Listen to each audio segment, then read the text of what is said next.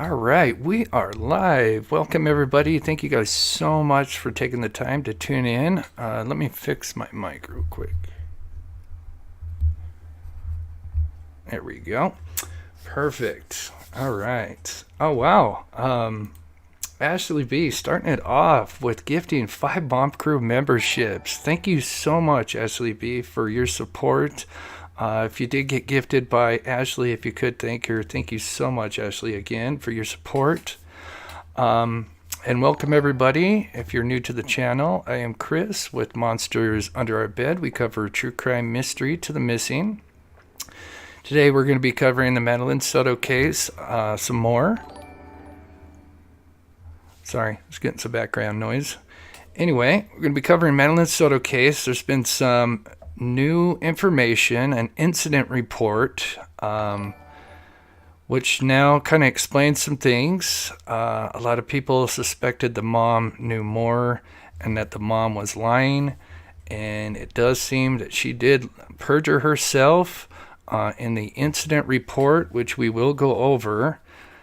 And in that report gives the grandmother's address. Now, we're not going to show the actual address, but just a location a little bit further in the show. But I put out a video yesterday. If you did by chance see that, I had suspected there was a possibility that maybe he picked her body up somewhere else and it wasn't at the house. And I was kind of 50-50 on that because the law enforcement wasn't really clear on where she was actually killed, and all they mentioned was that Stefan Stearns had moved her body in the early morning hours. So anyway, we'll get more into that, but before we get too ahead of ourselves, we always like to give back by featuring the missing, and I got a special request by I believe a family member or a friend of the family. So I'm going to quickly do that real quick, and then I will play a recap video, and we will get going. Excuse me. So today's missing, we have Sara Steele. She was 16 years old when she went missing. She literally went missing 4 days ago on March 2nd. In the notes, it says Sara was last seen at approximately 1:42 a.m. Saturday, March 2nd, in the area of Egypt Road in Boaz, Alabama. Sara was wearing a blue shirt, a black-white checkered pajama pants, and sadly, she was also walking her King Charles Spaniel called Mr. Bear, which is right here. Little Mr. Bear. Apparently, I'm assuming she was walking her dog, and just 16 years old, 5'4", 140 pounds. And if you have any information regarding her case, you can call 256-546-2825. And I'm going to go ahead and show a couple of pictures because I know these are not the best here. But so here's some that were sent in by, I believe, a family member or a friend of the family. This is Sara here. And there's another picture of her. Very beautiful girl. Looks like this was taken 8/16/21/23 last year. And then there's another one with her little spaniel, Mr. Bear, there. So again, one more time, this is Sara Steele's missing out of Boaz, Alabama. Just went missing. The few notes that was sent to me, they believe that she was possibly abducted, and I wish I'll have to get a hold of the person that sent me the notes. She said I could ask her some questions, so I may do a follow-up on this one. But they do believe that she could have been groomed and then abducted by this guy, and so I'll have to talk to her and ask her what more information I can share. But yeah, this is very, very sad. And one more time, real quick, if you have any information, 256-546-2825. 16-year-old Sara Steele. out of Boaz, Alabama. Okay, let's get going here. So we're going to be covering the Madeline Soto case with some new details. I am going to play a recap video for anybody that's not familiar with this case. It's about 3 minutes. And then we're going to get into the new information and go into some theories and stuff from there. Welcome back to the channel, everybody, where we cover true crime, mystery to the missing. This is Madeline Soto, a bright young girl who just turned 13 years old. Her birthday wish was to go live in the woods. That's right, something was off. I don't believe so. We actually haven't gotten into a fight in like a few weeks, or arguments or anything like that. If anything, on Sunday, she celebrated her 13th birthday with my entire family, and she had the best day. She was so happy. She showed us all her gifts. She's just a happy girl, and she showed it on Sunday night when she went to bed. She was so happy. So, you know, she had the best day. On February 26, Madeline was allegedly dropped off at a church nearby her school by this guy, Stefan Stearns, the mother's boyfriend. He told people it was because she was embarrassed to be seen in his car. That day, the mother went to pick her child up from school. That's when she found out Madeline never showed up. This would spark a massive search for Soto. A missing 13-year-old girl. Sky Fox over the scene just a short time ago. These folks are out searching in the area of Osprey Park. This is right near Hunters Creek. Authorities say 13-year-old Maddie Soto was last seen Monday, just one day after her birthday. She was dropped off for school that morning on Monday. She did not make it inside the school. Maddie may be wearing... An interview was done with the mother, Jennifer Soto, and you could see her boyfriend, Stefan Stearns, lurking in the background, acting odd. Stefan and Jennifer had been in a relationship for several years. Stefan apparently had his realtor license, but also said he worked at Disney World. During an interview with law enforcement, Stefan Stearns told them he recently factory resetted his phone. This happened to be the same day that Madeline went missing. This would be a huge red flag, and law enforcement would end up retrieving deleted videos and photos. These videos and photos had CSAM, and even worse, apparently recent videos that showed Stearns committing heinous acts on Madeline Soto. Because this happened inside their home, they would end up arresting Stearns and turning Soto's home into a crime scene. Unfortunate to say the least, Marlisa, Stefan Stearns has now been arrested for sexual battery and possession of child sexual abuse material. Stearns is the boyfriend of Maddie Soto's mother, Jen. He's also believed to be the last person to see Maddie Soto when he allegedly dropped her off at school on Monday. Maddie Soto was supposed to arrive. On March 1st, the public learned some very tragic news. In a press conference, law enforcement claimed that Madeline was dead. The very devastating news that although we have not found Madeline, we are now confident that she is dead. So our efforts will be focused on recovering Madeline. Dozens and dozens. So what really happened to poor Madeline that day?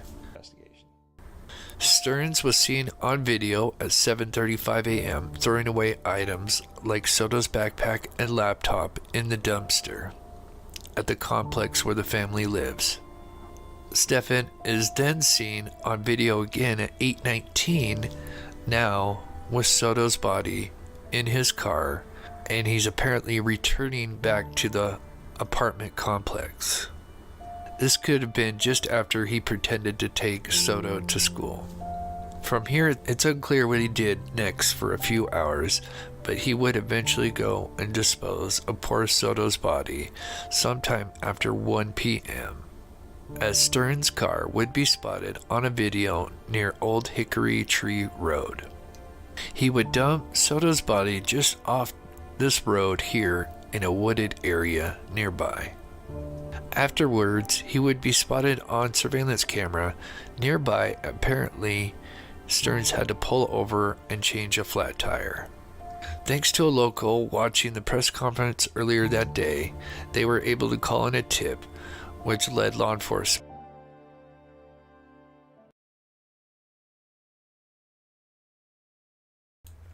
Okay, so there is the recap for anybody that is not caught up to date with this case. And so let me move this over.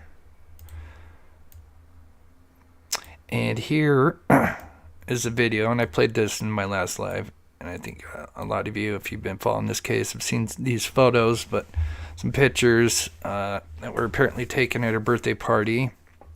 Sadly, the last photos of Madeline. Let me quickly switch one thing here. Where are you? There we go. Okay, perfect. Okay, we've got, oh wow, already got 800 people in here. Thank you guys so much for tuning in. We've got an interesting show tonight. An incident report had came out, or it had been released, and we're going to watch that here in just a second.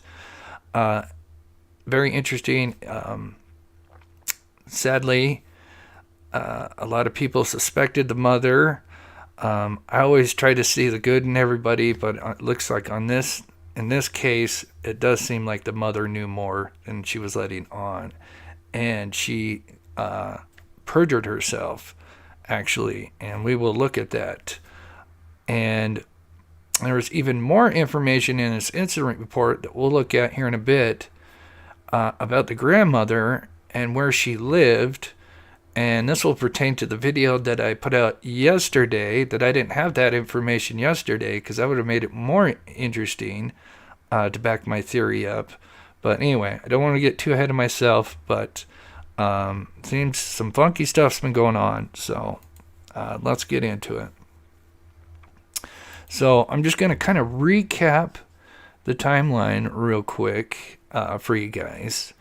And then we're going to get into the new stuff. But so at 7:35, we know that Stephen Stearns was seen dumping poor Madeline Soto's backpack and school laptop in the dumpster nearby the condo complex here.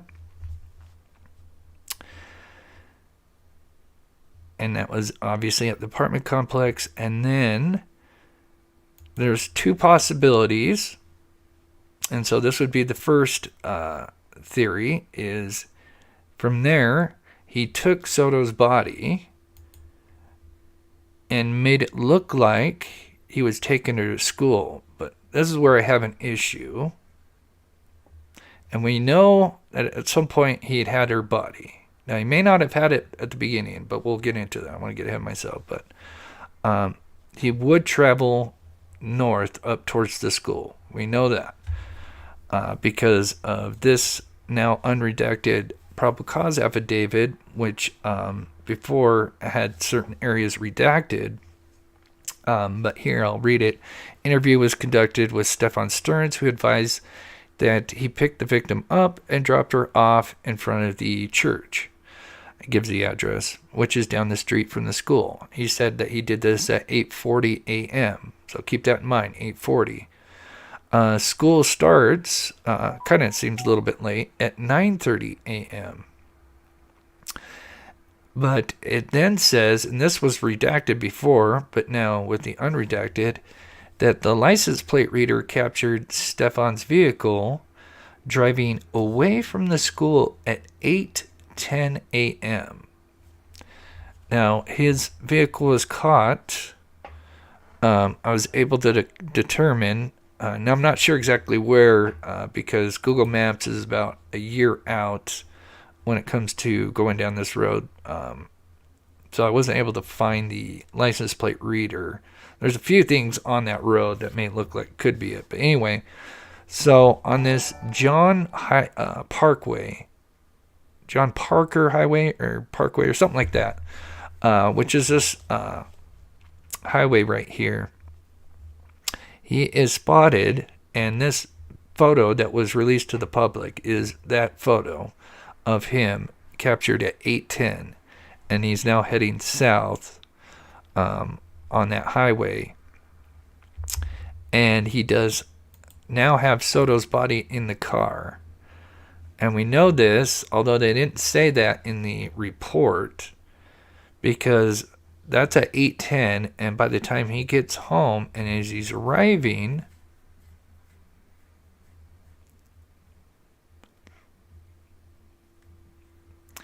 and pulling into, I don't know, there's either the main entrance or the back entrance. I talked about this in my video yesterday, that there's two main entrances. The back entrance, it looks like there are security cameras there. I don't know about the front entrance. But at 8:19, he's caught on camera returning to the condo complex, and Madeline Soto's body is visible in that car. So obviously from 8:10 to 8:19, clearly he had her body. Her body was in his car when he was driving south on that highway there. But the question is was that done to make it look like he was dropping her off? Which, again, like I said in my video yesterday, Jongyang Parkway. Thank you, Dr. Dark. Thank you. I always forget the middle word or middle name. Jongyang Parkway. Appreciate it. But yeah, so either he pretended to drop her off, but it's really weird because he would have been trying to make it look like he was dropping her off he would have been there around 8 a.m., which is a whole hour and a half before school started. And then he tells them that he was dropping her off around 8:40. So it's kind of a little weird. And we'll elaborate on that in a little bit. So now he's back with her body at 8:19 at the complex. And then in that incident report, which is right here, and it's probably going to be hard for you guys to see it. It's really small. I apologize. But I will read it for you guys. Now, this is just Stefan's part. This isn't the mother. We're going to get into hers in just a minute. But I'm going to read what he... because the deputies came and interviewed them, the mother, and Stefan at the home. So this was done by a deputy. I later spoke with Stefan Stearns, who stated in a verbal and sworn written statement the following. At approximately 8:25 to 8:40 a.m., Stefan dropped Madeline off, approximately 1 block from her school. Stefan watched Madeline leave his vehicle and walk toward the direction of her school. As Stefan was driving away, he could see what appeared to be Madeline searching through her book bag. He did not think anything of it due to Madeline usually looked through her book bag to find headphones so she could put them in before going to school. Now, isn't it that this wasn't a normal thing for him to drop her off? So the fact that this statement, the way it's worded, makes it seem like he's the one that's been dropping her off all the time, and it's not unusual for her to look through her book bag and find her headphones. So that's all red flag right there. Stefan began heading home when he attempted, and this is another big one, when he attempted to stop for a vape juice at a nearby vape shop, but determined it was closed. So Stefan went home to Kissimmee. Once Stefan was home for about an hour, he went back out to retrieve vape juice. And again, this is going to be important later. And then run some errands. Stefan stated he returned home and stayed home at approximately 2:30, which is very interesting because remember we had that window from 1 p.m. to 2:30 p.m. When they had knew he was around that certain area but wasn't sure, where Madeline was.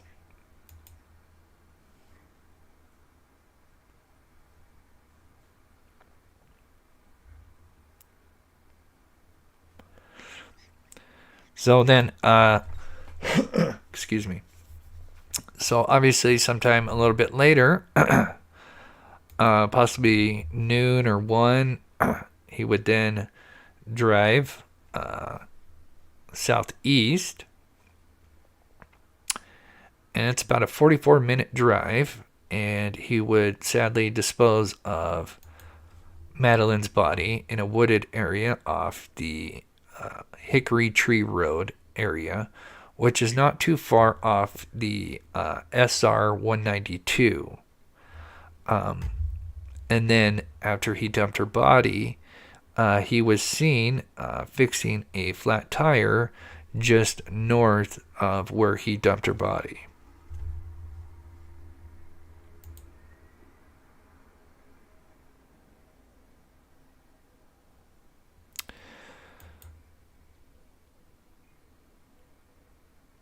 Oh, yeah, I brought this. Okay. So, again, remember he mentioned that, early that morning he wanted some vape juice and the vape shop was closed. So now, during him running hours, he was going to get some vape juice during this time that he obviously dumped poor Madeline Soto's body off. And I think he mentioned this on purpose because I looked up all the vape shops in that area, and it's quite interesting that down SR 192, take your pick, there's all these vape shops just right off SR 192. So just kind of that, I wouldn't say perfect alibi because, they're terrible liars, but clearly, if his car is spotted, on SR 192, he can say, yeah, it's heading to a vape shop. And yeah, there's plenty of vape shops. And this is approximately where her body was found. And we got all these vape shop stores. So clearly he could have an alibi as why he was seen going down this way to hit up one of these vape shops.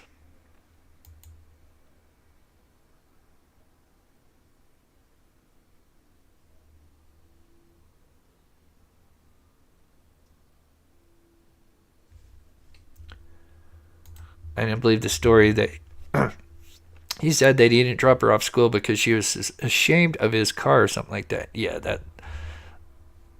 Oh, I gotta keep playing this. Yeah, that sounded stupid. Yeah, that was clearly a red flag. I understand, some teenagers are afraid to be seen by their parents, but. We continue to follow breaking news in Osceola County. The body of 13-year-old Maddie. So this is the local WFTV Channel 9, and they put this out, I think, yesterday or early this morning. And this is where they released that incident report, and we haven't read the mother's part of it, which we're going to get into. Been found.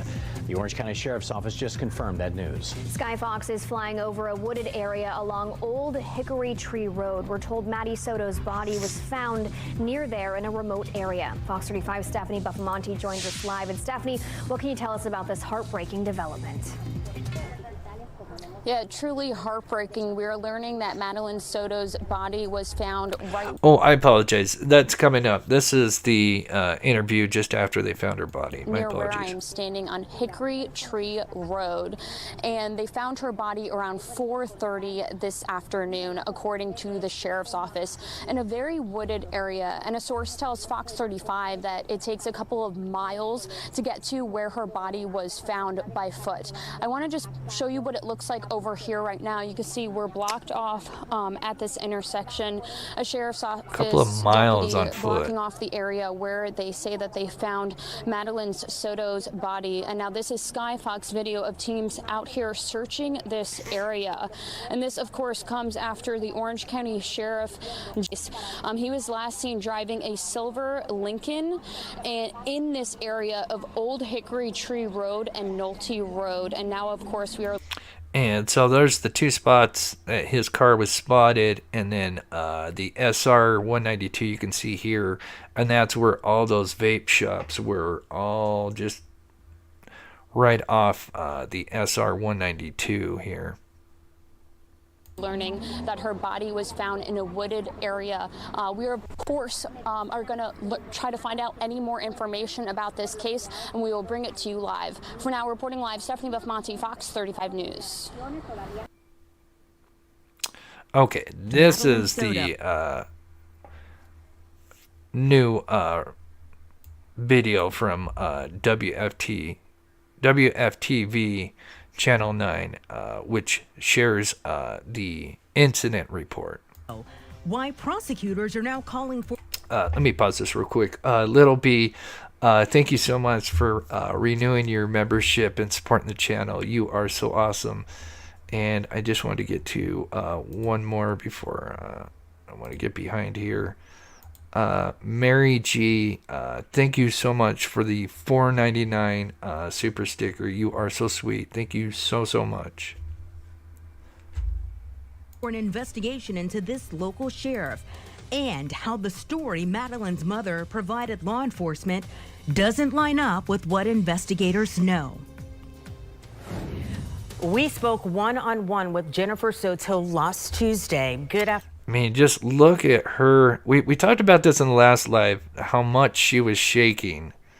And we're going to talk about that here in a little bit. But they zoom in down by her, and she's just Afternoon. I'm Darlene nervous Jones. wreck. And I'm Greg Wormuth. At that point, her daughter Madeline had been missing for 1 day. She told us that Stephen Stearns, her boyfriend and now the prime suspect in Madeline's death, had taken the teenager to school. She said the last conversation she had with the 13-year-old was the night before. But this report we got a hold of today shows she told deputies she saw her daughter the morning of her disappearance. Channel 9 investigative reporter Shannon Butler has been digging into the details of this case. She joins us live in studio. And Shannon, that's not the only thing you noticed in this new report. Greg, no one has been charged in Madeline Soto's death, but we do know investigators are looking into who knew what and when. And some of that means looking at those initial interviews of the couple and the ones later on. Sources tell me the statements about the timeline are not consistent. Jennifer Soto told us last week that the last conversation she had with her daughter was about her 13th birthday party the night before Maddie disappeared. I told her good night, and yeah, that was it. But according to documents, Sunday night was not the last time Soto saw Maddie. New documents show that Maddie's mom told deputies on February 26th that she saw her daughter getting dressed for school at 8 o'clock that morning. Saw her daughter getting dressed for school that Monday morning. And a sworn affidavit. To deputies. Met her boyfriend, then took the teen to school. But since that initial report was taken, we learned from the Orange County Sheriff that Maddie was likely dead earlier than that. Our detectives have determined that Madeline was never dropped off. Instead, we believe she was already dead at the time, and that Stephen Stearns moved her body in the early morning hours on that day. Channel 9 has been going through statements from Stephen Stearns and Soto trying to piece together what happened in the last few hours of the little girl's life, starting with our interview of the couple. Her mom told us last week. We dropped her off at school, close to school. She wanted to walk the rest of the way. But in that same interview, then said, I wasn't the one who took her to school in the morning. That was my partner. But yeah. Detectives believe Maddie was likely dead early Monday morning because a video timeline shows Maddie's belongings being dumped in a dumpster at 7:35 by Stearns. At 8:19, Sheriff Mina said video shows Maddie in Stearns' vehicle believed to be deceased. Since then, the case has moved to Kissimmee Police, and sources tell us that Soto has been interviewed multiple times by detectives. Yeah, I mean, look at that. That Soto has been interviewed multiple times by detectives at 2 agencies, and that they are looking closely at all the statements she's made. But officially, Kissimmee Police won't comment. So this initial report also shows that Stearns told investigators that after Maddie got out of his car, she stopped to look in that book bag before he drove away. That same book bag was found actually in the dumpster. After her death, he then said he went home for about an hour after going to the vape store and running errands. He was home that day until 2:30. Detectives say a tip showed him changing a flat tire not far from where the little girl's body was found that afternoon. So here is the report, and I apologize because it's kind of small, so I'm going to read it for you guys here. Okay, we've got 1,500 people in here. Thank you guys so much. We've got a very interesting show. I know a lot of people are just rolling in, so may have missed what I said earlier. We are going to be going over a theory. I don't know if anybody else has touched on this theory. I did put a video out yesterday kind of hinting at that. But now seeing this report, there's a little detail in here that I don't know if anybody's caught yet. I wouldn't be surprised because, I mean, this day and age, everybody's on it like that. But anyway, there's a detail in here that caught my eye. And yeah. So anyway, let me read this. And then we'll proceed. So February 26, at approximately 1948, so that's 7:48, deputy responded to Village Park Drive regarding a missing juvenile. While on the scene, a step-parent stated he dropped his daughter off at school, and when the mother went to school, the school, the daughter was not there. The parents searched within the neighborhood, places where their daughter may have gone. Parents could provide a location where the daughter may have been, but yielded negative results when deputies checked the area. My investigation revealed the following. When I arrived on the scene, I spoke with the mother, Jennifer Lizette Soto, who gave me a verbal and sworn written testimony. Sworn written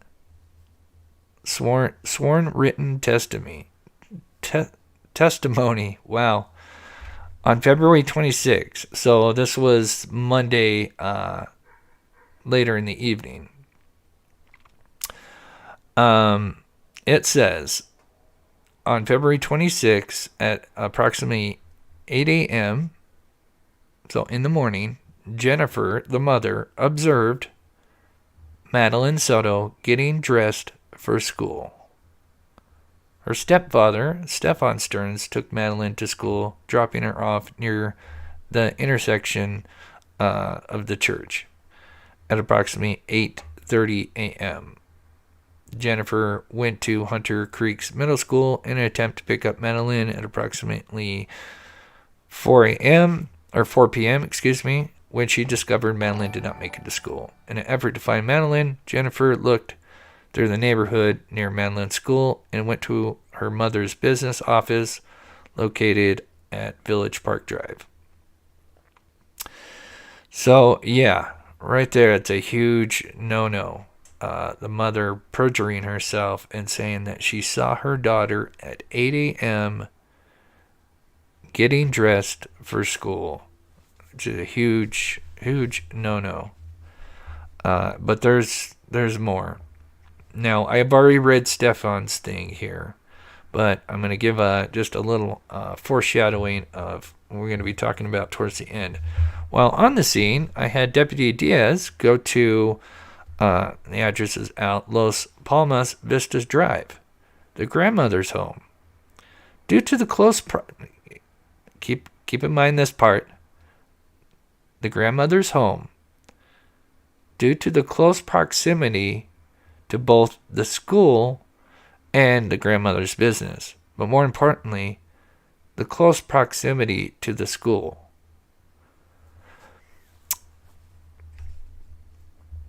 All right, I'm going to continue here. Now, we'll get to my theory with the grandmother here in a little bit, but let's digest the mother, as many were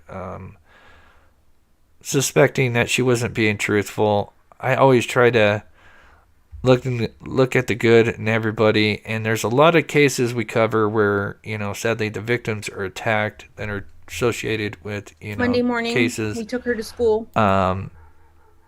And a lot of them, there's nothing going on with, the immediate family, although they're still attacked. And that's why I'm always careful in these cases. But in this case, it's clear. And now, looking at these interviews, you can tell that she definitely knew more. To what extent, we don't know. I'm sure eventually we'll find out to some degree. And I will mention today that I think it was Osceola County Sheriff's Office put a statement out that there's no updates that they could give the public today. They put that out earlier today. But yeah, I noticed someone mentioned the autopsy results. I would assume those would have been done by now, but yeah, they have not been made public. So we're going to look at, and I know a lot of live shows play the interviews over and over again. I'm just going to play a few snippets from the interviews, just a few things that I find interesting. We dropped her off close to school. So obviously, this is something that people noticed at the beginning, that we dropped her off across the street from a church, which is it's right next to the school. She crossed the street and walked to school, what we thought walked to school. What we thought walked to school. My boyfriend who drove her to school drove away at that point. And then she kind of casually puts in there, my boyfriend, the one that dropped her off. And walked to school, what we thought walked to school. My boyfriend who drove her to school drove away at that point. So just kind of threw that in there real quick. It was seen on video footage that she hung out in the parking lot of the church for a few minutes and then got up and walked towards the school. Now, this is something that just hit me when I was making this video for you guys. Let me grab this real quick. Tom, man, good to see you, buddy. I hope you're doing well. Good evening, everyone. Thank you so much, Tom, for the $2. Hope you're doing well. So, if you missed some of the recent stuff that came out about Stefan Stern's background, I'm not going to dive too much into it, but it's clear this guy has a short fuse and has gone the distance as far as supposedly stabbing when he was a teenager. Supposedly there was a heated argument. He ended up stabbing another kid or a teenager. And then that, for some reason, I don't know, I guess he never got charged for it or whatever. There was, I think, talk about the mother paying them off or something like that. I may be getting those details mixed up because there's the other incident with him looking up. This guy had been a perv for a long time. I have to use my words carefully. But anyway, from a friend that grew up with Steven or was a roommate with him for many years, saw signs and said that he was kind of like portray himself as an alpha male whenever he was around a group and stuff. But he said one thing, because he said when he saw this interview, and this is before they found her and knew what happened, and I think even before Stefan was arrested, apparently when this friend watched this interview, said that when he heard him cracking his knuckles, he knew that Stefan was guilty. And now looking at this interview puts it under a different perspective. It's possible they both know what happened. And is he there because when he comes in, he plops down the chair and sits right behind her and then starts cracking his knuckles, almost like, because she's doing this interview, almost is he trying to like intimidate her, not to say too much. Just a theory. Let me know what you think in chat, but it just kind of hit me with that friend talking about that back in the day he would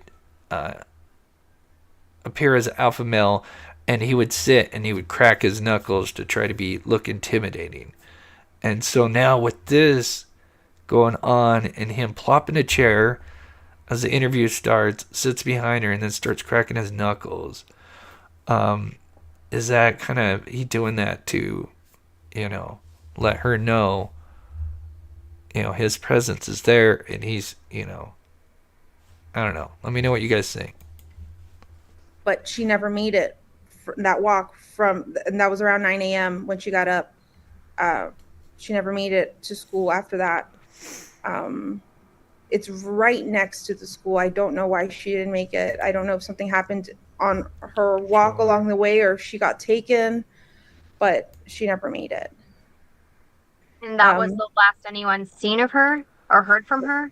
Yes. I went to pick her up after school, and she wasn't there. So I started driving around, maybe thinking she took a walk. Maybe she decided to walk to my mom's office, which is pretty close to the school as well.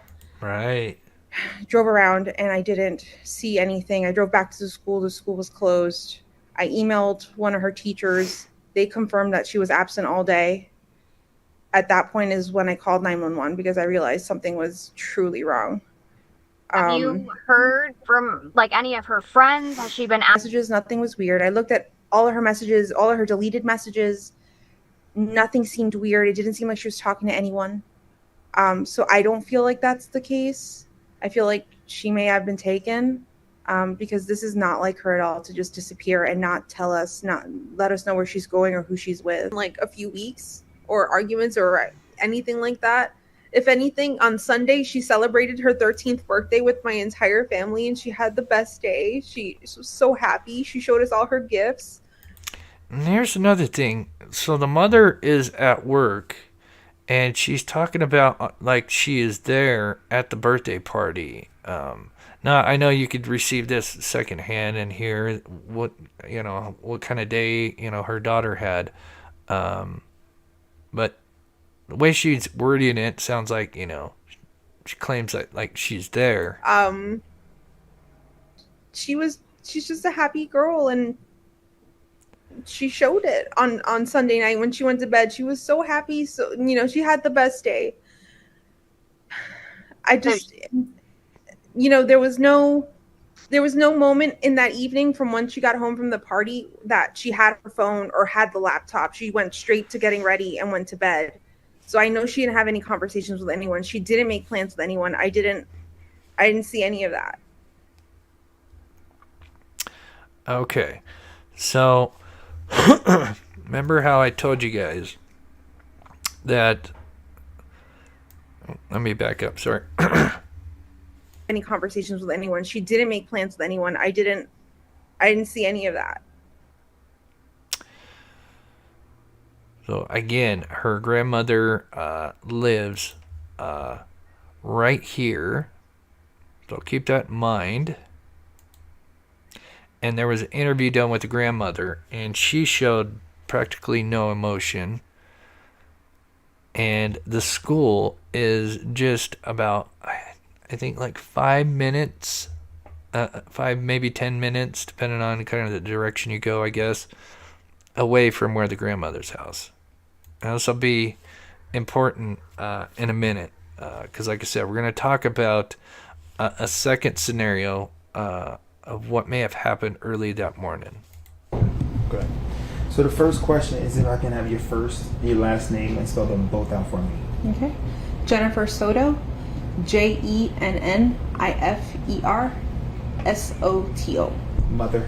Mother. Jennifer, tell me how you feeling right now. I feel like I can't breathe. All I keep thinking about is, where is she? Is she safe? Is she okay? But we're all a wreck. My entire family is a mess. We're just so worried. When did you first realize, or when did you follow Miss?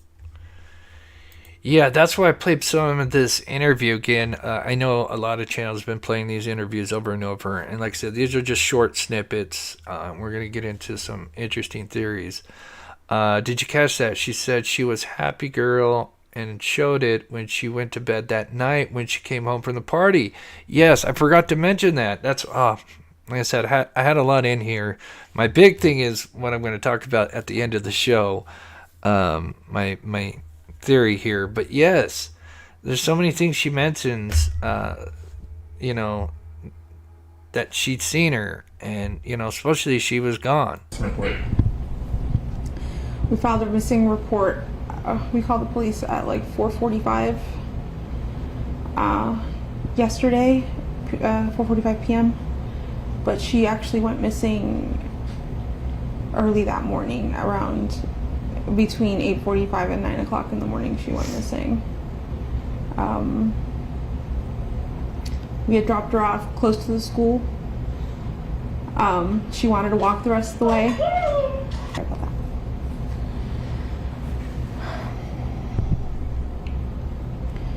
We dropped her off at school, close to school.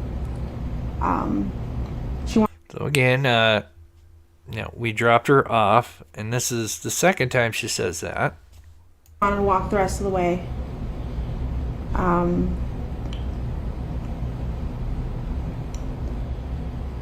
So it's interesting because that's two different interviews where she said that.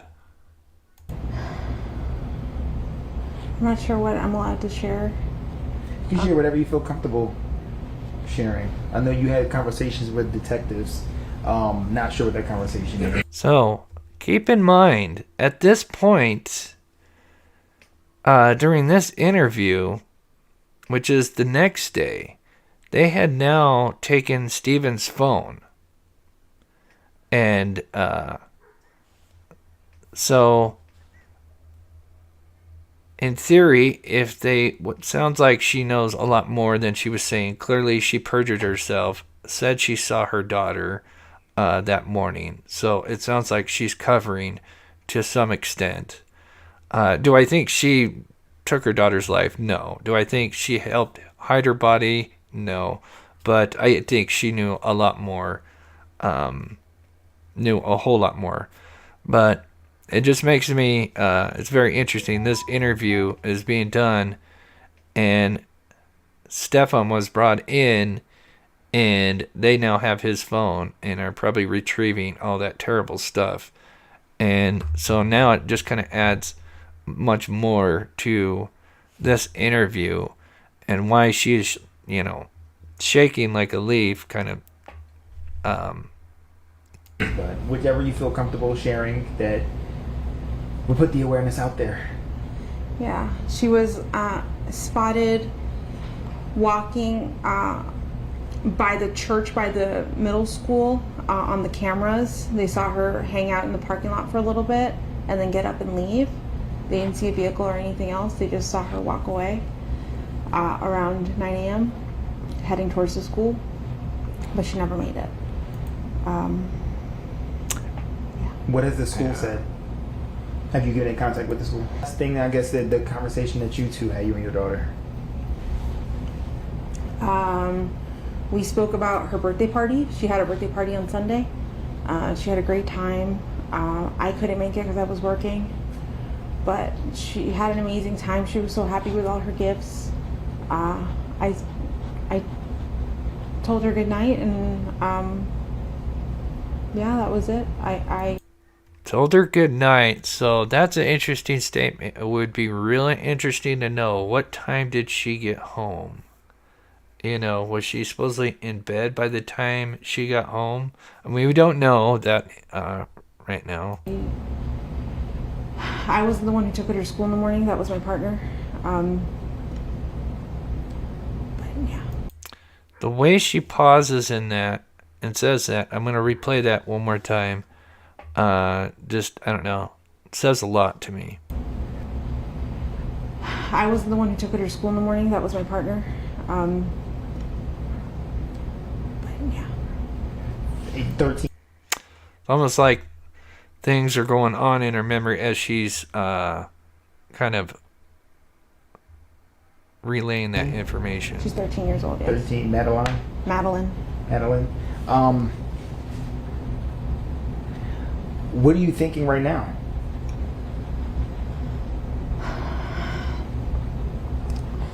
In my heart, I feel like somebody took her.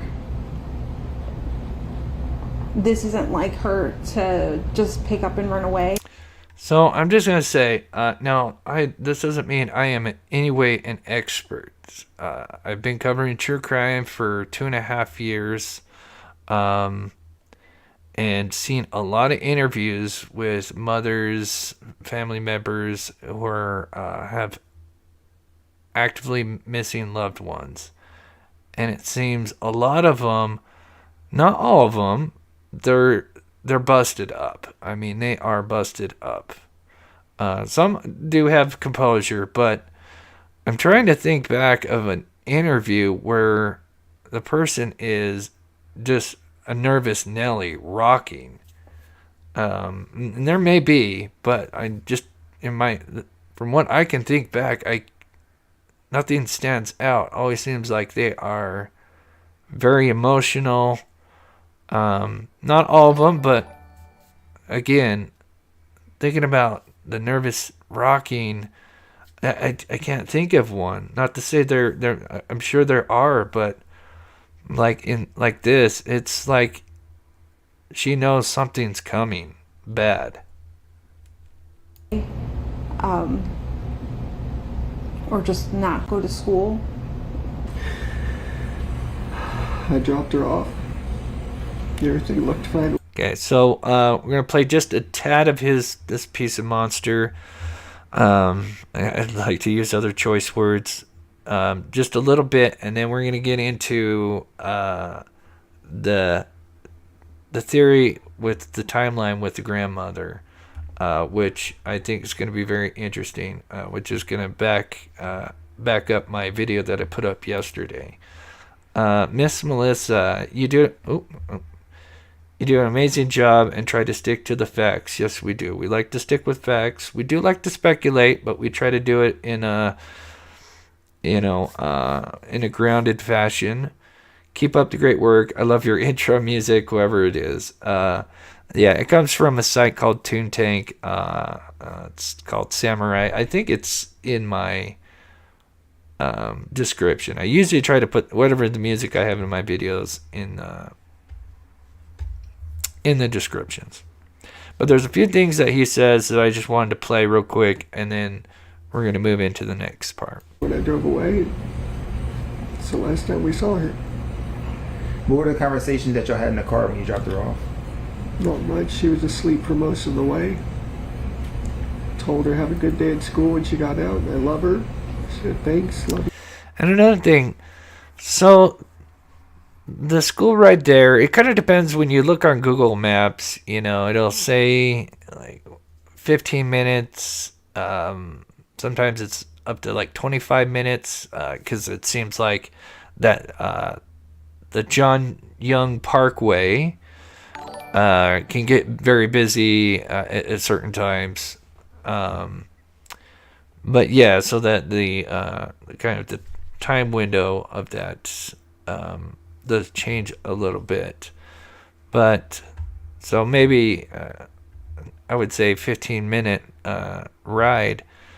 I mean, unless they were already asleep when they got in the car, I mean, I could see somebody falling asleep in 15 minutes, but it wouldn't be like they're sleeping the entire time. I'd say maybe they get like 5 minutes out of the 15. I don't know. I mean, to me, that sounds super sus.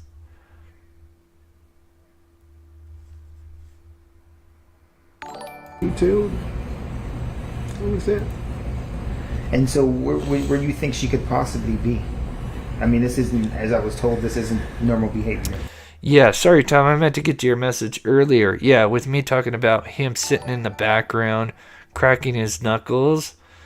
I'm sure that's what you're referring to. Maybe she was scared the same would happen to her. It's quite possible. I mean, there's so many layers to this case and so much more that we don't know. 11 p.m. is what I heard. Oh, from the mother getting home? Interesting. Thank you so much, Tom. She's not the type that would just run off. We don't know where she can be. And we're scared, too. Why? I dropped her off early. I could have waited longer. She looked okay. She was walking towards the school when I saw her. It was like any other day, so I went on with my day. It's hard not to blame myself.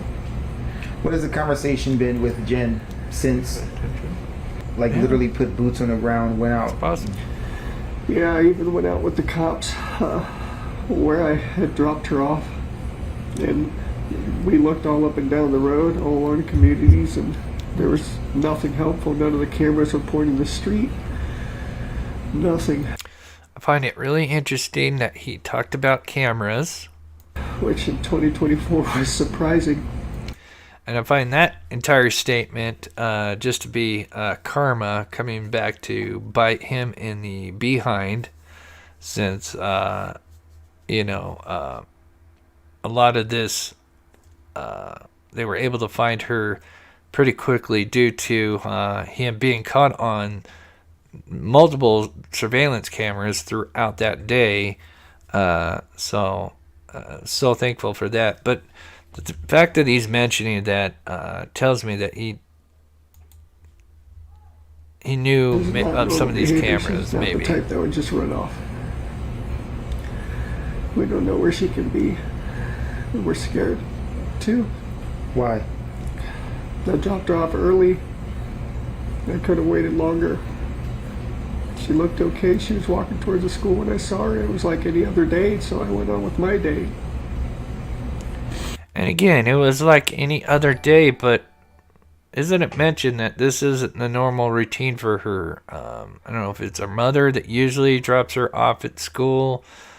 So I find it weird that it's mentioned multiple times that, in his statement about the backpack that, he saw her getting into her backpack to get her headphones out, and that was kind of the normal thing for her.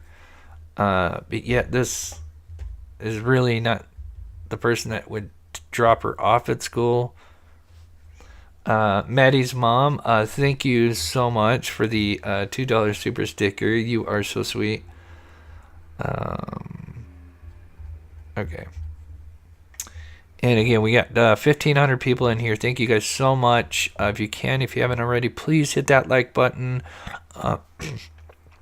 We feature missing people at the beginning of the show. New cases. We try to attach them to these bigger cases that are being talked about, so we can help spread the awareness on those cases, because there's always new cases and missing children that need help. It's hard not to blame myself. What has the conversation been with Jen since, like, literally put boots on the ground, went out? Yeah, I even went out with the cops where I had dropped her off. And we looked all up and down the road, all along the communities, and there was nothing helpful. None of the cameras were pointing the street. Nothing, which in 2024 was surprising. The church across the street had some cameras, and they mentioned seeing her waiting around in the parking lot for a while before moving on, and that was it. Yo creo que ella no puede hacer eso. Okay, so now we're going to get into the theory, because like I said, when I saw where the grandmother lived, and for those that don't know, the birthday party was apparently held at the grandmother's home. So first, Now, I know there's apparently an extended version of this interview. I didn't get a chance to grab the other part of the interview. But I'm just going to play this. We did have our wonderful translators translate this. It seems that what's on screen has been translated pretty spot on. But, you know, a lot of people notice that even the grandmother doesn't appear to be really worried, not showing emotions. That doesn't always mean that means that they're guilty or know anything, of course, but people did just clearly pick that up. Ella es una niña como con muchos miedos, tanto así que ella no duerme sola y yo no creo que ella pueda irse de su casa. Su abuela agregó que este domingo estuvieron celebrando su cumpleaños y que no notó ningún comportamiento que pudiese indicar planes de huir. Ella estaba muy feliz. Tuvo sus amiguitas de la escuela, que son 2 amiguitas. Estuvo muy bien, la pasó feliz, contenta, tomó muchas fotos, abrazaba a su familia. En casos como estos, cada minuto cuenta, por lo que si conoce información que pudiese ayudar a dar con su paradero, es esencial que se comunique con la policía. So, just in a nutshell, at least in that part of the interview, she does mention something about, that Madeline did have many fears. She did mention that, and she did mention something a little strange that, she doesn't like to sleep alone, although she follows that up with talking about, and I think she must have been maybe asked about that she was going to go live in the woods. So I think she's referring to that question and saying, she has many fears and she doesn't like to sleep alone. And, she wouldn't go and live in the woods by herself. So I don't think that means that she's got people sleeping in her bed. I think, in my opinion, I take it as that just means she's, she can't be alone, sleeping alone, in an empty house or something like that. But anyway, and then she goes on to talk about the birthday party, and that there was a lot of photos taken and stuff. But anyway, I just wanted to show that because we're going to be talking about the grandmother, where the grandmother lived, and these big holes that we still don't have with the timeline. And so here we're going to get into the main part of the show. So what I'll say is what I already said is that we believe he moved her body in those early morning hours, and all that is still under investigation. Sheriff, do we believe that I know that you're piecing things together with different portions of video. Is it the department's belief that she was killed at the house?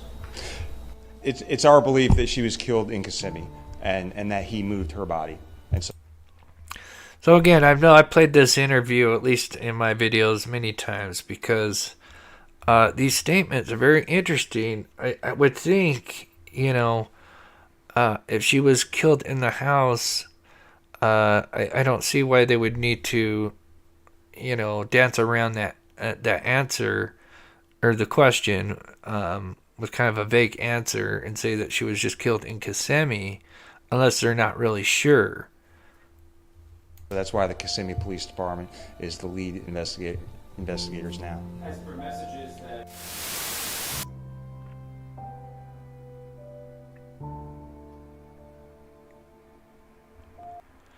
So now we're going to go back to the timeline and we're going to add some more stuff to this. And let me know what you guys think. This is just a theory, just based on the information we have. Like I said, we stick with the facts, but we do like to speculate a little bit. And I'm really curious to know what you guys think. So we're going to go back to it, but now we're going to add in where the grandmother lived. And to me, this raises some red flags.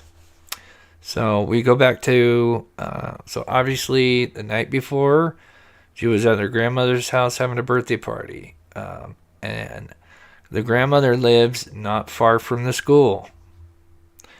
So then we know at 7:35 a.m., video evidence shows Stephen Stearns discarding her backpack, school laptop in the dumpster.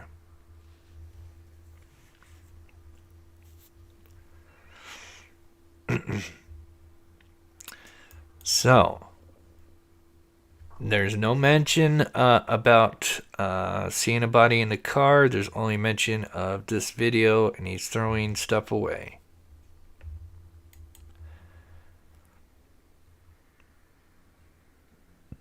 That's 7:35 a.m. So shortly after that, he would leave up north. He would get up there at around 7:55, maybe 8 a.m.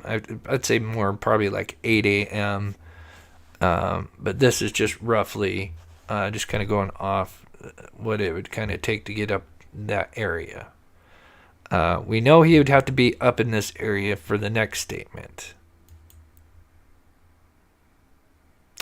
But the school is obviously up that way.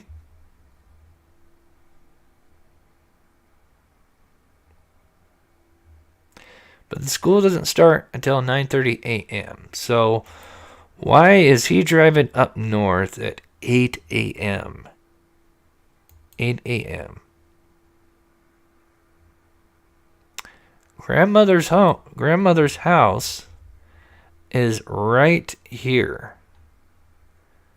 And the school, actually, I think I showed the school.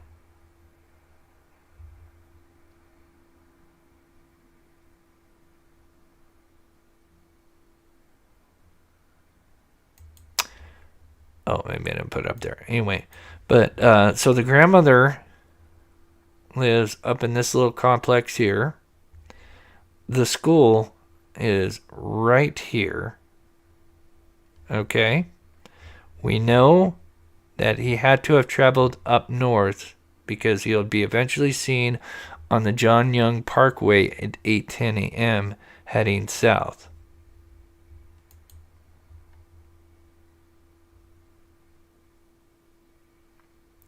So if we look at the time window, it's going to pop up here in a minute. So 7:35, and then we know that he's up and around in this area by about around 8 a.m. Drive takes anywhere from 15 to 20 minutes. If you were to just drive from the home to the grandmother's home, it takes around 15 to 20 minutes. Now, from 7:35 to 8 a.m., that gives you a whole 25-minute window. Remember, they don't mention that they see a body when he's leaving. Although he could have left out a gate that there's no cameras, obviously. But all we know is that he would head up north towards the school. And we know from there, because when he's heading back and he's heading on John Young Parkway, heading south away from the school, and he's caught by a license plate reader at 8:10, he now has Madeline Soto's body. Now, it doesn't mention that, but we know that because at 8:10, from 8:10 to 8:19, it would take about 9 minutes from where he was at to get back to the home. And now, as he's approaching the home, he has Madeline Soto's body. So this begs the question, did he go and pick up her body at maybe the grandmother's house, or maybe it was possibly disposed? And another big question is, who drove her home from the birthday party? If the mother was at work, wouldn't that maybe suggest, we don't know, this is speculation, we know Stephen Stearns was apparently at the birthday party. So, Did something happen before they left? And, he tried to do something, and then, did she even leave that birthday party? So many different theories, but it's so crazy that they don't mention seeing her body when he leaves, but we know when he's coming back at 8:10, he has to have her body, because at 8:19, 9 minutes, and it would be 9 minutes from about halfway home from the school back to the apartments, and he for sure has her body. Let me know what you guys think. I mean, it's just a theory. But again, it goes back to them talking about he moved her body in the early morning hours. And if it was the first scenario, which he just had her body to begin with, again, why is he driving up there at 8 a.m. a whole hour and a half before school started? Like, why not drive her, leave it about 8 and then drive her body? And why even do that in the first place? Just to be caught with a body in your car. There's so many things that could go wrong, driving around with the body in your car, right? Why even risk that? So let me know what you guys think. I mean, I know it's a little bit out there, but like I said, I put that video out yesterday because I thought it was interesting that they didn't mention her body being in the car when he left, but we know her body's in the car when he's returning back. And they can't say 100% that she was killed at the home. And it could only say that she was killed in Kissimmee. And they mentioned that her body was moved in the early morning hours. Now, I don't know if 8 a.m. is considered early morning hours. But I'm going to read your guys' thoughts here for a minute. I've got a little bit more, but I mean, that is super strange. The mother's home, the grandmother's home is not far from the school. So let me just read some comments here. DJT, good to see you. Good theory, Chris. I mean, it's we don't know. It's certainly a theory. And again, I'm not saying that grandma killed the daughter or the mother was directly involved. I do think the mother knew something, though. She clearly perjured herself. I mean, that she lied. And the way she's rocking like a nervous Nelly tells us that she's knows more. Phoebe, was the firm evidence that he even went to the school that morning? Was there firm evidence that he even went to the school that morning? Well, the firm evidence that we have, so, we're kind of going off little tidbits that we know of, is in the report, it says at 8:10, he is seen driving away because a license plate reader. So this photo right here that I have, and I apologize, it's really small. I was able to determine that photo is taken off John Young Parkway, which is this road right here, which is kind of the main parkway to and from school. And somewhere along that way, so kind of about halfway home, maybe a third of the way home, somewhere in there, the vehicle is caught. And that's at 8:10. Now, it would take about another 9 minutes to get back home. And at 8:19, he is caught on camera with the body in the car. So we know that he did drive up north. We know that. There is firm evidence that he drove up north because he is caught on camera somewhere about here. So it's one of two things. Either he took her body and pretended to drop her off at school, and it's certainly plausible. But again, why at 8 a.m. when you're going to tell them that you attempted to drop her off at 8:40?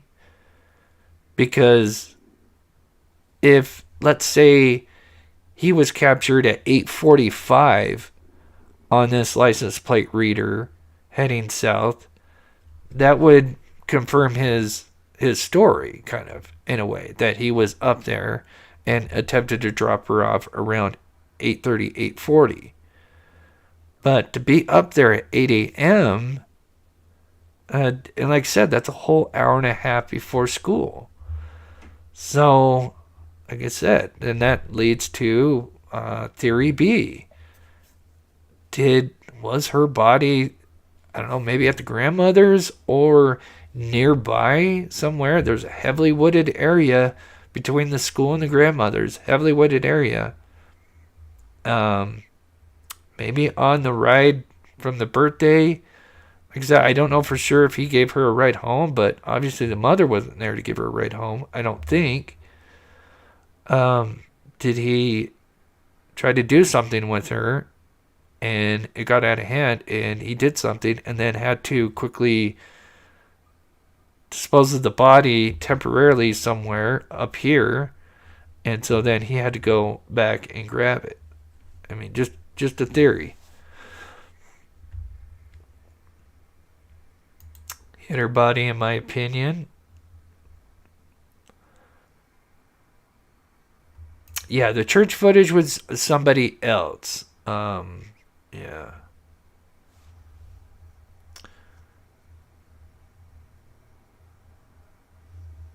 Tabitha Drew, why do you say she's in the car at 8:10? It's my understanding that they see him at 8:19, and that's when she was put into the car.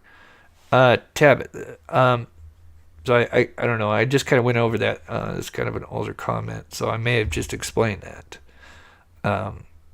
She's in the car at 8:19.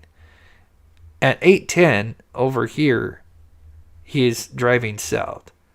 So he clearly has her body in the car by the time he gets back, because he's arriving into the complex. He's not in the complex. He's arriving to the complex. The body is seen in the car. So that means wherever he just came from, he had the body. Hopefully that all makes sense.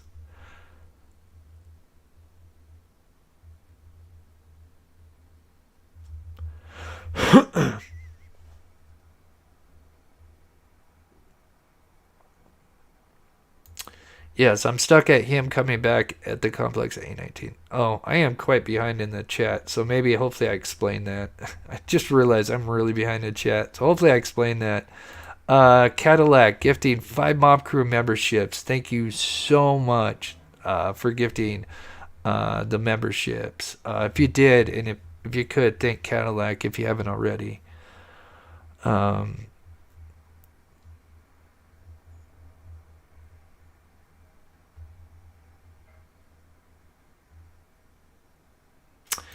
Did they see her leave her house with him when they left? If so, he could have killed her in the car. I think it's definitely a possibility. And that would kind of make sense as to why, when asked, was she killed at the home, they couldn't answer, they just said in Kissimmee.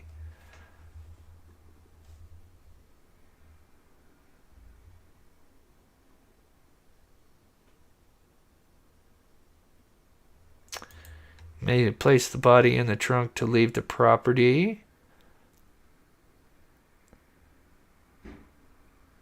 Yes, but then you would have to pull over somewhere and then pull that body out of the trunk and then slouch it up somewhere. Not saying that's not plausible. Yeah, it seemed, but yeah, it's certainly a possibility.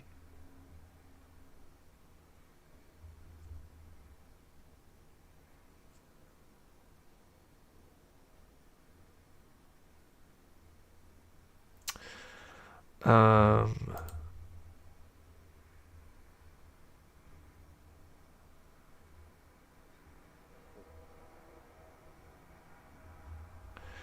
we know if cadaver dogs were taken to home? That's a great question. I would think so.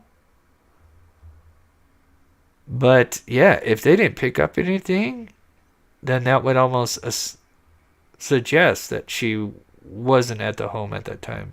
Although I'm not an expert on, with the scent and how, if a body was only there for a little bit, would they still be able to pick up a scent? Because, if she was just recently killed, that's a little bit on my wheelhouse, but anyway, like I said, the fact that he drove up there, don't know if she had the body at the time. And then he's for sure now has the body when he's coming back is really weird. I mean, again, why risk driving around with the body in the first place just to appear that you drove to drop her off? But again, you tell them 8:40, but you know that you were up there at 8 a.m. That's where I still have a problem with.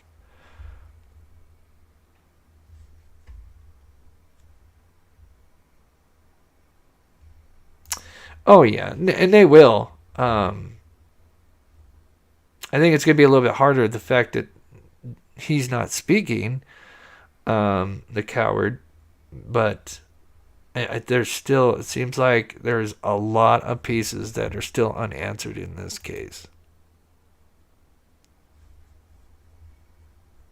No, I don't think the grandmother, I don't think, or even the mother actually killed their daughter. I think this monster did, but I think they knew more, at least the mother, because she clearly perjured herself in this statement saying that she saw her daughter that morning. And I wouldn't put it past him if he threatened her. The fact that we just went back and looked at that interview where he's cracking his knuckles, and now we know that, he will go, he will snap.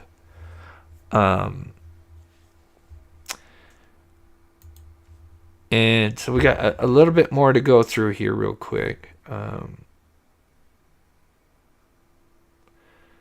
But the other thing is, so now he brings the body back, and she's going to be there for at least an hour, if not more. Is she sitting in the car,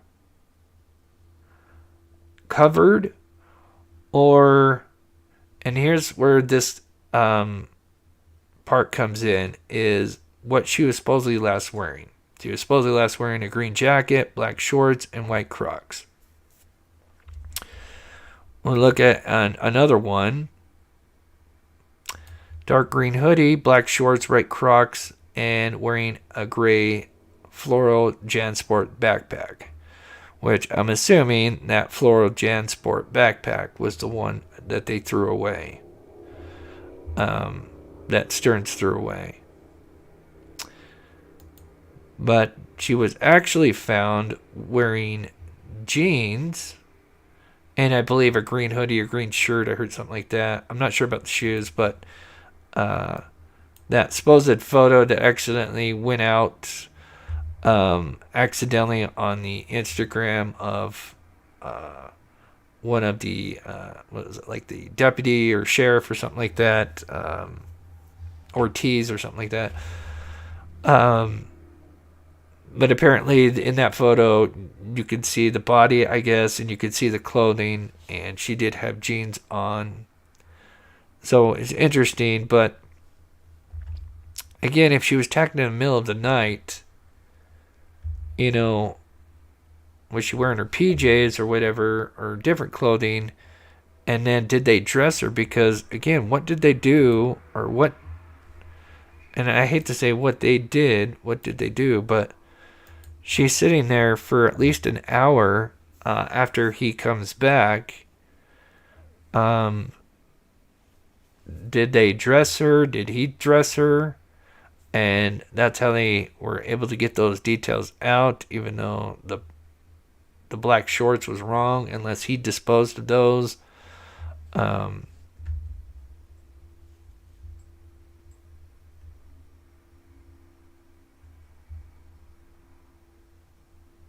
Yeah, it seems that some may be confused. I'm so confused. Okay, I'll recap it one more time. Let me finish this and I'll recap it one last time. I tried to make it as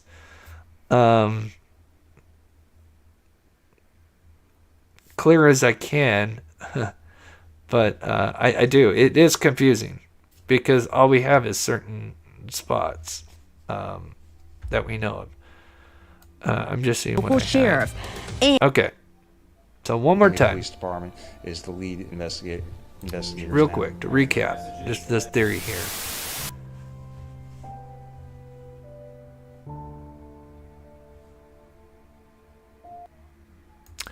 So we know, so keep in mind all these mentions of time frames that we have is video evidence. So 7:35, Stephen Stearns is throwing her stuff away, right?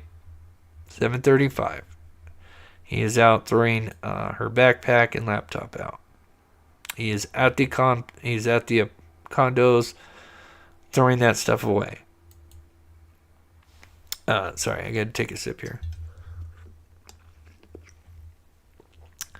Now we know because of the time frame that he would have left very shortly after that 7:35 time frame because of the amount of time it would take to get around this area.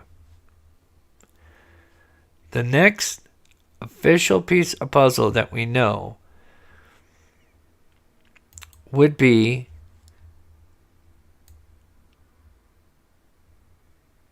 and let me pull this up in a separate thing here just to clarify it, which is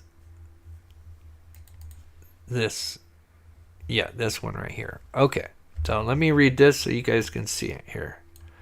All right, so remember he left at 7:35, or shortly after.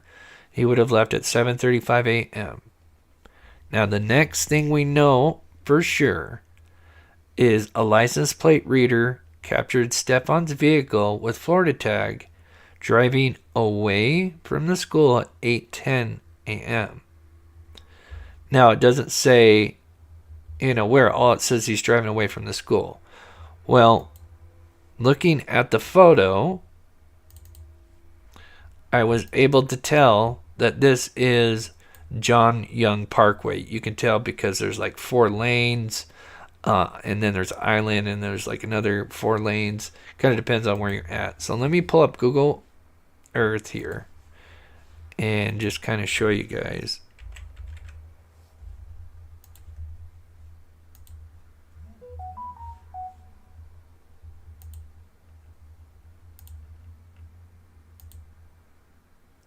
So this would be the route to the school or the church, which is right next to the school. License plate reader then captures him driving away from the school. And if you look on this John Young Parkway,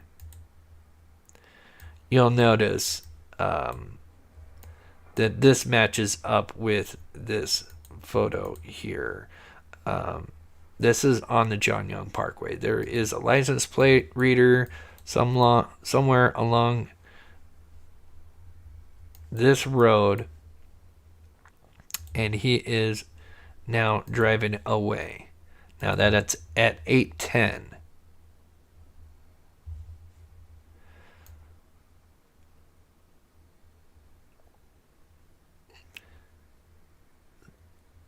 And then the next time frame that we have is at 8:19. He is seen arriving at the complex.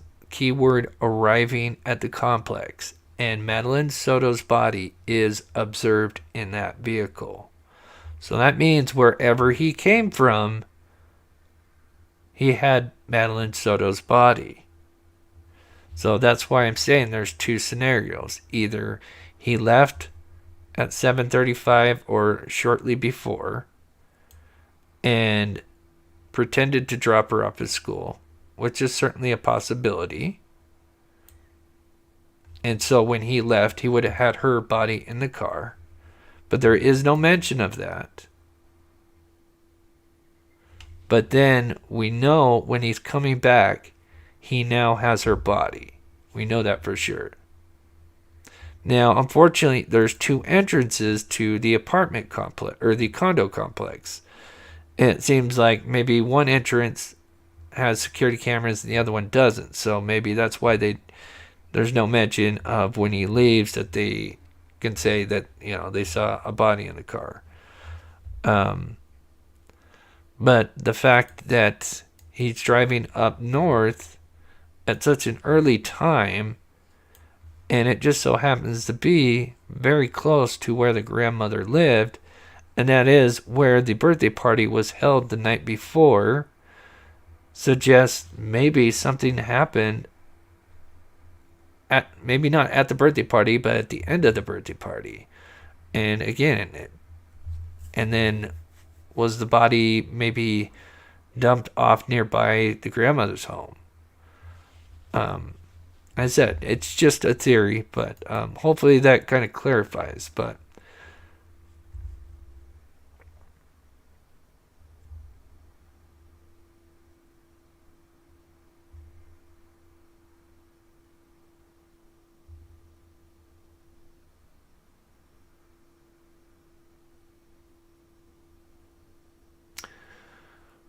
so let me know in chat if that helped clarify things up.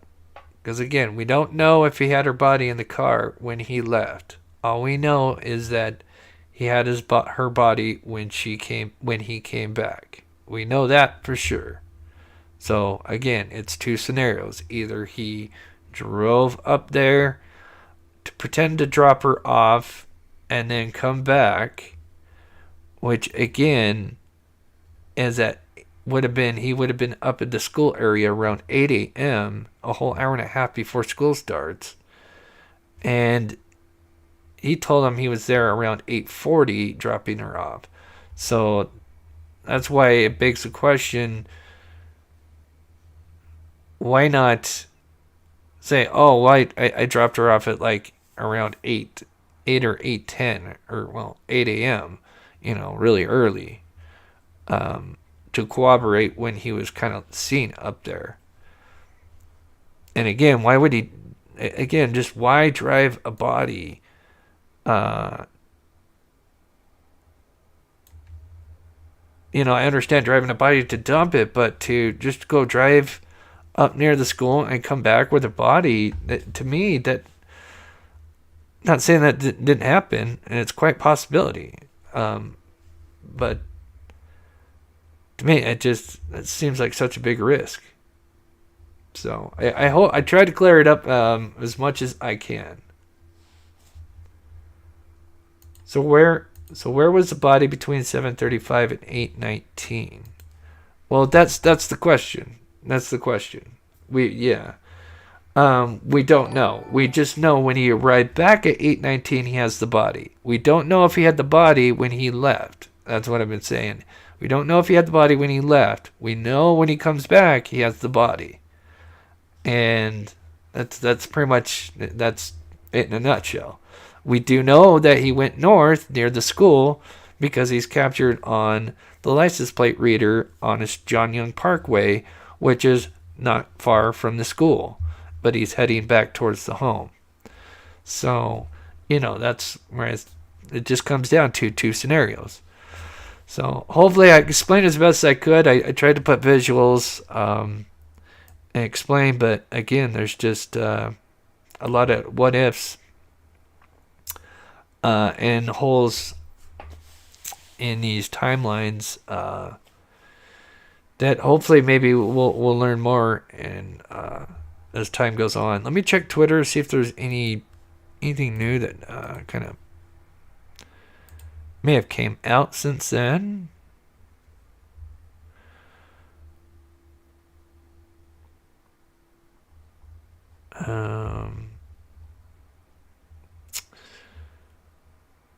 I don't know. Is this a new report? Enforcement were still able to get some significant information off of that phone. They say the pictures and videos they found on it show he had been sexually abusing Madeline.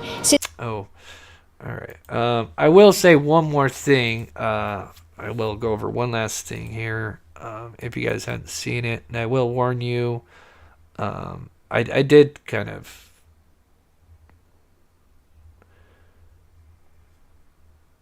Where is it? There it is. So, on his phone, they were able to find a video. So it's the victim. Madeline was born on February 22nd, 2011. Metadata from the images and photograph described above shows that in August of 2022, so 2 years ago, Stefan violated her,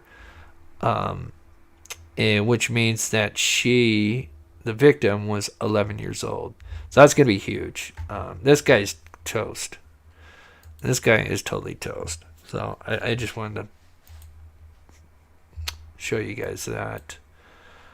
But yeah, that's it. And I hope I tried to explain it best I could. I know it's a little confusing because, yeah, there's just still some hinty holes. But like I said, he left. We don't know if he had her body. But when he came back, he had her body. And that's all I can say. And again, why drive up to pretend you're dropping somebody off at school when you got a body in your car? Why risk that? You know what I mean? That's kind of, so it just makes me wonder, with the grandmother living up there. And again, I'm not saying the grandmother had anything to do with it, although it just makes me wonder. I feel like the mom clearly lied, perjured herself, so it seems she knew more than she's letting on. But, we just got to wait until more official evidence or whatever comes out, documents. With the Audrey Cunningham case, we're waiting on the medical examiner's report. We haven't really ever seen that. I understand that, but we did get a piece of information. They did give us the cause of death. I do wonder if maybe we'll at least get that, maybe sometime. But it seems like they're still trying to put the whole picture together. And that goes with the statement that was released earlier today by the Osceola, and I just probably butchered that, County, Florida Sheriff's Office, where they mentioned that, they can't give any updates at this time. They're still obviously working on the case.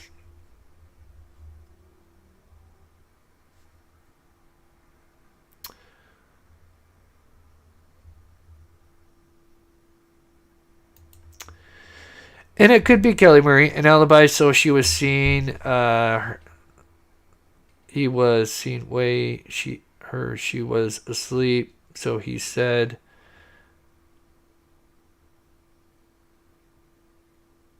An alibi, so he was seen while she was asleep, so he said, I think is what you're trying to say. And it could be, but then again, it's like, why'd you tell him 8:40 when you went up there at 8? So I don't know. And like I said, it's totally a possibility. So, but what a mess. What a mess this case has become.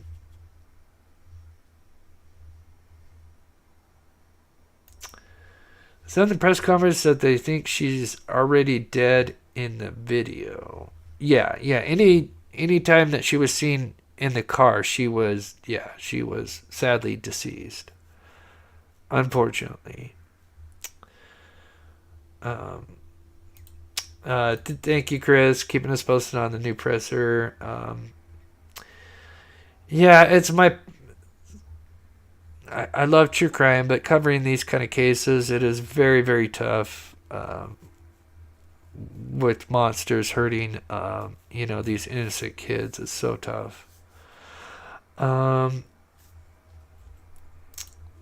Oh, good. It did have a little bit. I know, it is confusing. Like I said, I did a video on it yesterday. And like I said, it's just a theory, but now seeing where the grandmother lived and knowing that the birthday party was there, I mean, it's certainly a possibility. And like I said, it just kind of goes off the press conference. It seems like they were very unsure on what, where, when, as far as, the homicide. So anyway, just a huge shout out to my wonderful mods, doing an amazing job, keeping this, doing, like I said, just doing an amazing job. And I just want to say, thank you guys. You guys are an amazing community. Before you go, I just want to say a few more things, that, for my Patreons, and a great way to support me, I do have PayPal and Venmo, but another way is Patreon. I'm going to be, because I do go out and work on cold cases or missing cases for those that are kind of new to the channel. And we're going to be doing that here soon. Again, this year. 2 years ago, I was working on the Dylan Rounds case. Last year, we were working on Aiden Clune, Amber Crum, and a few others. This year, we got some other cases lined up. But anyway, for my Patreons, I'm going to be uploading all my Dylan Rounds footage, drone footage. I've got hours of it. That's still a case that's unsolved. So, for those that are current Patreon supporters, you probably got that message. And I just uploaded a video today. I'm going to be doing that almost every day, uploading all this drone footage. And I've got so much behind the scenes stuff. So, please check that out. Periwinkle Pixie, I'm sorry I missed your $5 super sticker earlier. Thank you so much for the amazing support. Miss Melissa, I think, oh yeah, I missed that. I'm sorry. Thank you so much for becoming a member and supporting this channel. That is so awesome. And with that, we will be back on Friday unless there's breaking news. And I've got some cases that I want to cover, with some other missing person cases. Obviously, the Elijah Boo case we're going to keep an eye on, and some others as well. So I just want to say, I hope you guys have a wonderful night, afternoon, or good morning, wherever you're at. And thank you guys for being amazing in the chat. I know with this case, a lot of people are upset with the mother, and I don't blame them, especially with this recent information. And I just want to say thank you for most of you being very respectful in the chat. I know it's really hard to not want to say certain things, especially against this monster that took this innocent life. So, Carrie Summers, thank you for all your hard work. Justice for Madeline. Thank you so much, Carrie. Could not agree more. Hope this guy gets what he deserves. So, with that, we're going to go ahead and play the outro, pet outro. And again, we'll be back on Friday. And then I'll probably have a video for tomorrow. So that, and then I got to do a makeup members live. So I don't know. I may do a members live tomorrow or Saturday. Actually, I think Saturday would probably be better. Anyway, well, I'll message people if I change my mind. All right, guys. I love you. Be safe.